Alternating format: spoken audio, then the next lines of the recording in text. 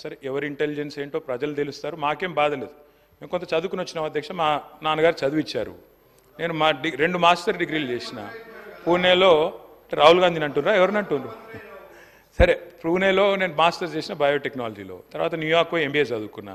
అంతో ఇంత చదువుకున్నా, ఉద్యోగం చేసిన. గుంటూరులో కూడా ఇంటర్మీడియట్ చదువుకున్నా. సరే, నేను అంతటా చదివినా. సరే, నేను చదువుకున్నా, సర్టిఫికెట్లు చూపెట్టే పరిస్థితి నాకు ఉంది. వాళ్ళు ఎక్కడ చదువుకున్నారో తెలియదు, ఏం చదువుకున్నారో తెలియదు. నేను మాత్రం చదువుకున్నా, కష్టపడ్డా, ఉద్యోగం సంపాదించుకున్నా. అదే ఉద్యోగం ఇది ఇండియాకి వచ్చినా. మరి నాకు ఇంటెలిజెన్స్ ఉందా లేదా అంటే నేను పోటీ పరీక్షలు రాసిన, జీవితంలో ఇంటర్వ్యూలు అటెండ్ అయినా. మరి ముఖ్యమంత్రి గారి గతం ఏందో నాకు తెలియదు, రకరకాలుగా చెప్తుంటారు కానీ నాకు గతం తెలియదు.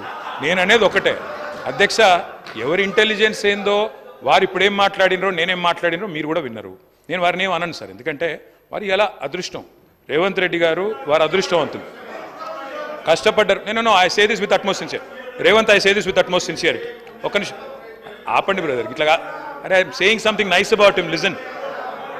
సి అయ్యా మీకు తెలియదు, ఆగండి అధ్యక్ష. నాకు రేవంత్ రెడ్డి గారు దాదాపుగా 20 ఏళ్ళ నుంచి తెలుసు, ఒక 18 ఏళ్ళ నుంచి తెలుసు. 2006-07 నుంచి, అంతకంటే ముందు నుంచి కూడా తెలుసు. పరిచయం, మిత్రుడు. మేము కలిసి ఇదే హౌస్లో శాసనసభ్యులుగా కూడా ఉన్నాం. చాలాసార్లు బయట కూడా మాట్లాడుకున్నాం, చాలా సందర్భాల్లో కలిసి మాట్లాడుకున్నాం, ఫ్రెండ్లీగానే ఉండేటోళ్ళం. సరే, లాస్ట్ 10 yearsలో చెడింది అది వేరే విషయం అనుకోండి. అధ్యక్ష, I wish my friend luck. ఎందుకంటే చిన్న వయసులో మీరు సీఎం అయిన రేవంత్, ఐ కంగ్రాచులేట్ యూ. ఎందుకంటే కష్టపడ్డారు, దక్కా మొక్కిలు తిని మొత్తానికైతే తప్పే ఉంది బ్రదర్.